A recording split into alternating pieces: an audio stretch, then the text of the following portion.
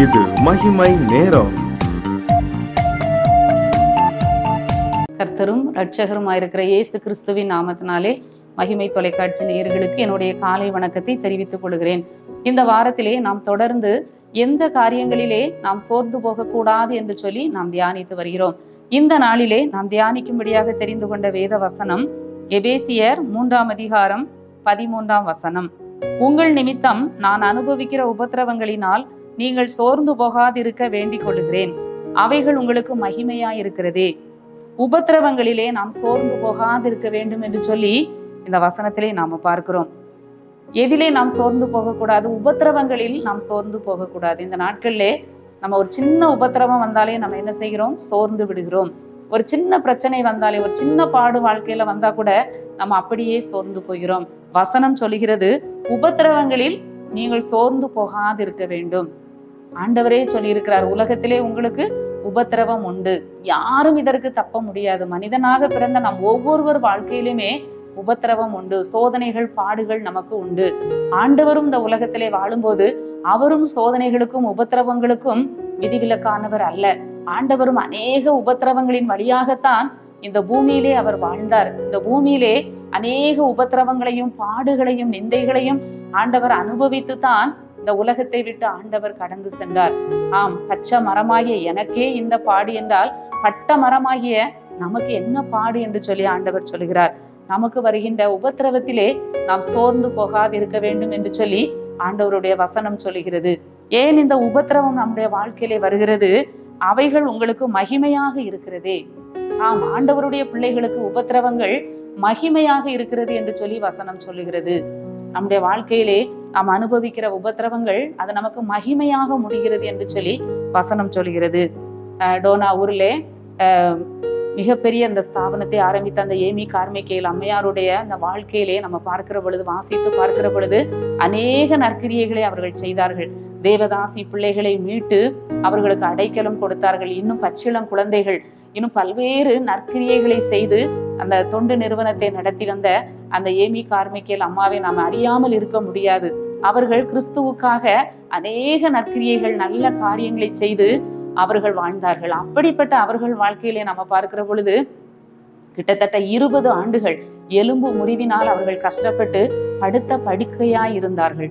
அப்படிப்பட்ட சூழ்நிலையிலும் தன்னுடைய காலங்களை இறுதி வரை ஜெபிப்பதிலும் பாடல்கள் எழுதி மற்றவர்களை மகிழ்விப்பதிலும் தன்னுடைய நாட்களை அவர்கள் கடத்தினார்கள் என்று சொல்லி வாசிக்க முடிந்தது. ஆம், உபத்திரவம் எல்லாருடைய வாழ்க்கையிலும் உண்டு. அதை ஆண்டவருடைய பிள்ளைகள் அந்த தன்னுடைய பாடுகள், உபத்திரவங்களை மகிமையாக அவர்கள் ஏற்றுக்கொள்கிறார்கள். அதை ஆண்டவர் அவர்கள் கிறிஸ்துவுக்காக அதிலே தன் மகிழ்ச்சி, இந்த உபத்திரவத்துல நம்ம எப்படி மகிழ்ச்சியா வாழலாம், இதை நம்ம எப்படி கடந்து செல்லலாம் என்று சொல்லி அவர்கள் வாழ்கிறதை நாம பார்க்கிறோம். இன்னும் கூட நம்ம வெளிப்படுத்தல, நம்ம 2ஆம் அதிகாரத்திலே, வெளிப்படுத்தல் 7ஆம் அதிகாரத்திலே நம்ம பார்க்கிறோம். அந்த மூப்பன் கேட்கிறார், மூப்பர்களில் ஒருவன் அந்த யோவானை நோக்கி கேட்கிறார், வெள்ளை அங்கிகளை தரித்திருக்கிற இவர்கள் யார் என்று சொல்லி கேட்கிறார். எங்கே இருந்து வந்தார்கள் என்று கேட்கிற பொழுது அந்த யோவான் சொல்கிறார், ஆண்டவரே அது உமக்கே தெரியும் என்று சொன்ன போது அந்த மூப்பர்கள்ல அந்த ஒருத்தர் சொல்றார், இவர்கள் மிகுந்த உபத்திரவத்தில் இருந்து வந்தவர்கள். இந்த பூமியில மிகுந்த உபத்திரவத்தை அனுபவித்து பரலோகத்திலே வந்து நிற்கிறார்கள். நாமும் கூட அனுபவிக்கிற உபத்திரவங்கள் கிறிஸ்துவுக்காக உண்மையாக நம்ம வாழ்ந்து நம்ம நன்மை செய்து நம்ம உபத்திரவங்களை, பாடுகளை அனுபவிக்கிற பொழுது நிச்சயமாக அது இந்த உலகத்தோடு அல்ல, அது நமக்கு மகிமையாக மாறும் என்பதிலே சந்தேகம் இல்லை. நிச்சயமாக உபத்திரவங்களை நாம சந்தித்தால்தான், உபத்திரவங்களின் வழியாக நம்ம பொறுமையாய் கடந்து செல்கிற பொழுதுதான் நாம் அந்த வெள்ளை அங்கியை தரிக்க முடியும். கைகளில் குருத்தோலைகளை பிடித்து கொண்டு ஆண்டவருடைய ஆட்டுக்குட்டியானவரும் தேவனும் இருக்கிற அந்த சிங்காசனத்திற்கு முன்பாக நாம நிற்க முடியும்.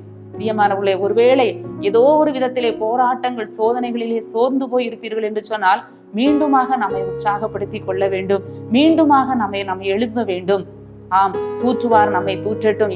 எத்தனையோ பலமான காற்றுகள் நமக்கு எதிராக வீசலாம், பலவிதமான வசை சொற்கள் நம்மை குறித்து பேசப்படலாம், நம்மை அவமானப்படுத்தலாம், பலவிதமான காரியங்கள் நம்மை குறித்து சொல்லப்படலாம். ஆனால் நாம் எதற்கும் என்ன செய்யக்கூடாது? அந்த உபத்திரவங்களுக்கு நம்ம இடம் கொடுக்காதபடி நாம் ஆண்டவரை நாம் பற்றி கொள்வோம். ஆம், நாம் ஊக்கமாக தேவனை நோக்கி பார்க்க உபத்திரவம் நமக்கு உதவுகிறது. ஒரு அருமையான பக்தன் இவ்வாறு சொல்கிறார், நாம் ஊக்கமாக தேவனை நோக்கி பார்க்க, இன்னும் அதிகமாக ஜெபிக்க, இன்னும் தேவனை பற்றி பிடிக்க உபத்திரவம் நமக்கு உதவுகிறது.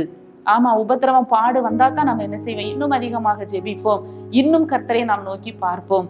எனவே நம் உபத்திரவங்களை கண்டு சோர்ந்து போக கூடாது என்று சொல்லி ஆண்டவர் சொல்லுகிறார். இந்த உலகத்துல ஆண்டவர் சொல்கிறார், நமக்கு உபத்திரவம் உண்டு, நாம் அந்த உபத்திரவத்தை என்ன செய்யணும்? வெற்றியாய் கடந்து செல்ல வேண்டும். சோர்ந்து போகாமல். அநேகர் பின்வாங்கி போகிறதை நாம பார்க்கிறோம். அநேகர் உபத்திரவத்திலே பின் ஆண்டவரை விட்டு விடுகிறதை நாம பார்க்கிறோம். ஆனால் நாம் அப்படி அல்ல. ஆண்டவருடைய பிள்ளைகள், நாம் உபத்திரவத்தை மகிமையாக ஆண்டவர் நமக்கு மாற்றி தருவார் என்று சொல்லி நாம் எண்ண வேண்டும். இந்த காலை வேளையிலே சோர்ந்து போன நம்மை ஆண்டவர் பலப்படுத்தும்படியாய் நாம் ஜெபிப்போம். எங்களை நேசிக்கிற நல்ல ஆண்டவரே, காலை வேளைக்காக உம்மை துதிக்கிறோம், உம்மை ஸ்தோத்தரிக்கிறோம்.